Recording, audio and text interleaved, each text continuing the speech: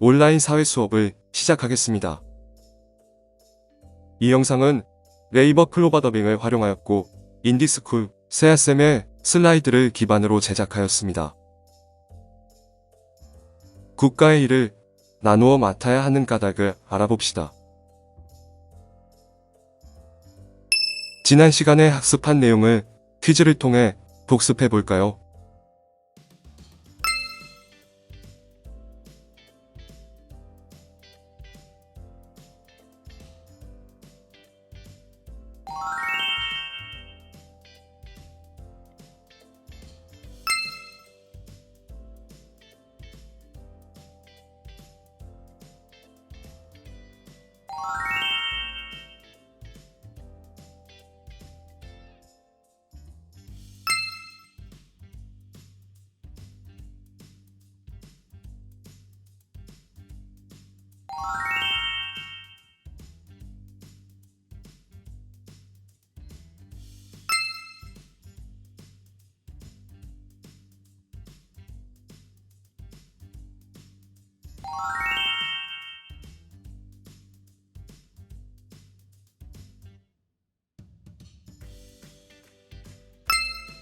더보기의 뉴스 영상을 시청하고 교과서를 읽어봅시다.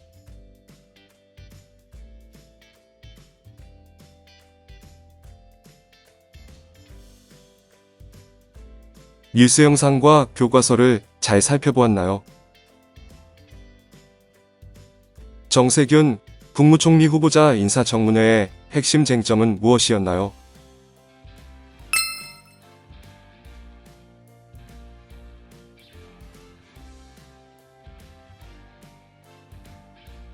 국무총리 임명을 위해서는 무엇을 거쳐야 하나요?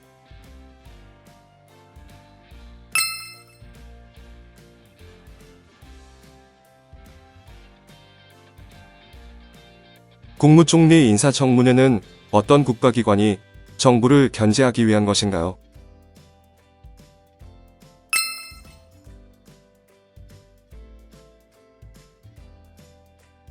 오늘 우리는 국가의 권력을 나누어 맡아야 하는 까닭에 대하여 공부하겠습니다.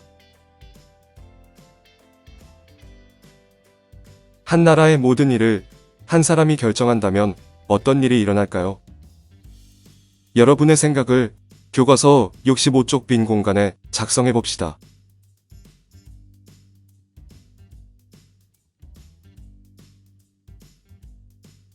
교과서의 루이 14세 이야기를 통해 알아봅시다. 루이 14세는 프랑스 역사상 가장 강력한 권력을 가졌던 왕이었습니다. 그는 전쟁에서 여러 번 승리를 거두며 주변 국가로 영토를 넓혀갔습니다. 이런 힘을 바탕으로 루이 14세는 자신의 마음대로 법을 만들어 집행했습니다. 귀족들과 연애를 즐기며 세금을 낭비했으며 세상에서 가장 크고 화려한 베르사유 궁전을 짓기도 했습니다. 하지만 아무도 그의 결정을 말릴 수가 없었습니다. 누구도 왕의 결정에 반대할 힘을 가지고 있지 못했기 때문입니다. 백성들은 먹고 살기 어려워졌고 궁전을 짓는 공사에 동원되어 사고로 다치거나 죽기도 했습니다. 결국 국민들이 힘들어지고 피해를 보는 사람들이 많이 생기게 되었습니다. 이와 같이 한 사람이나 기관이 국가의 중요한 일을 결정하는 권한을 모두 가진다면 그 권한을 마음대로 사용하거나 잘못된 결정을 할 수도 있습니다. 그러면 국민의 자유와 권리는 보장되지 못할 것입니다. 영상을 멈추고 더보기 2의 링크를 눌러 절대 권력, 절대 왕정의 정점이라고 할 수 있는 베르사유 궁전으로 랜선 투어를 떠나볼까요?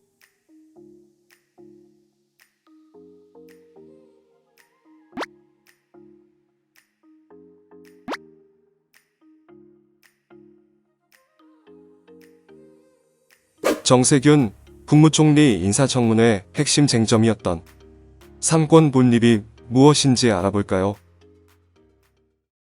권력 분립은 국가기관이 권력을 나누어 가지고 서로 감시하는 민주정치의 원리입니다. 권력 분립의 원리는 정치 권력의 분산과 균형을 추구합니다. 정치 권력의 집중은 앞서 살펴본 바와 같이 인간의 존엄과 자유, 평등을 침해하기 쉽기 때문입니다. 세 번째 소주제에서 학습한 민주정치의 원리를 다시 한번 정리해 볼까요?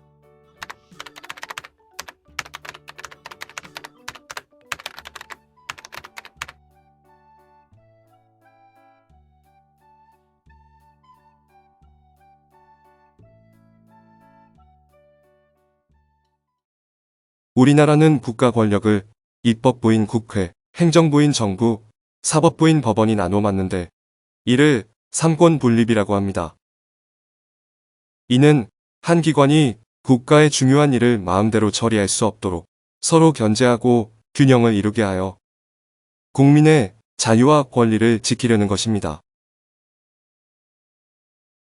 정세균 총리 후보자 청문회 삼권 분립 훼손이라는 쟁점 역시도 입법부의 행정부 견제 권한이 제대로 이루어지지 못해 국민의 자유와 권리가 침해될 가능성이 있다는 점에서 발생한 것이라 할 수 있습니다.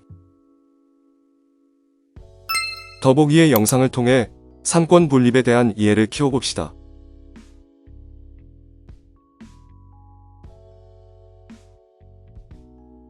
신문 기사에서 삼권 분립의 사례를 찾아볼까요? 국가기관이 권력을 나누어 가지고 서로 견제하는 사례를 찾아봅시다. 국회가 정부를 견제하는 사례에 해당하는 신문 기사는 국회의 국정감사권에 대한 기사입니다. 국정감사권이란 국민 대표기관인 국회가 행정부를 비롯한 다양한 국가기관을 감시하고 비판하는 권한을 말합니다. 정부가 국회를 견제하는 사례에 해당하는 것은 대통령의 법률안 거부권에 대한 기사입니다. 법률안 거부권이란 국회가 결정해 보낸 법률안에 이의가 있을 때 대통령이 해당 법률안을 국회로 돌려보내 다시 의논할 것을 요구할 수 있는 권한을 의미합니다. 법원이 국회를 견제하는 사례에 해당하는 기사는 위헌법률 제청권에 관한 기사입니다.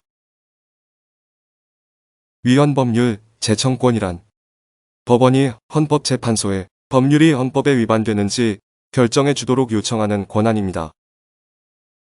정부와 국회가 법원을 견제하는 사례에 해당하는 기사는 대법원장 임명동의권에 대한 신문 기사입니다.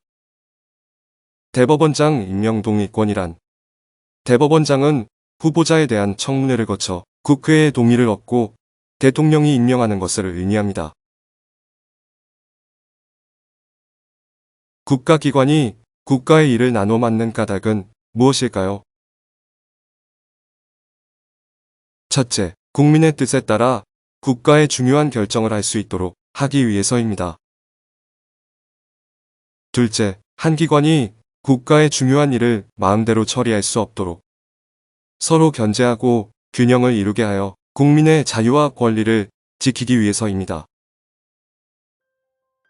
정리하면 권력을 나누어 맡게 하여 국가 권력이 어느 한 곳에 집중되는 불상사를 막을 수 있고 독재의 위험에서 민주주의 체제와 국민들의 자유를 보호하기 위한 것이라 할 수 있습니다.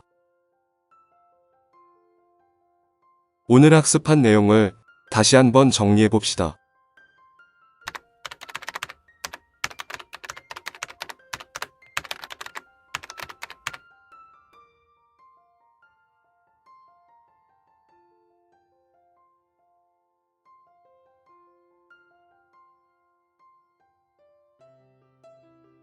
다음 시간에는 생활 속에서 민주정치의 원리가 적용된 사례를 찾아보고 주제 마무리 활동을 하겠습니다. 고맙습니다.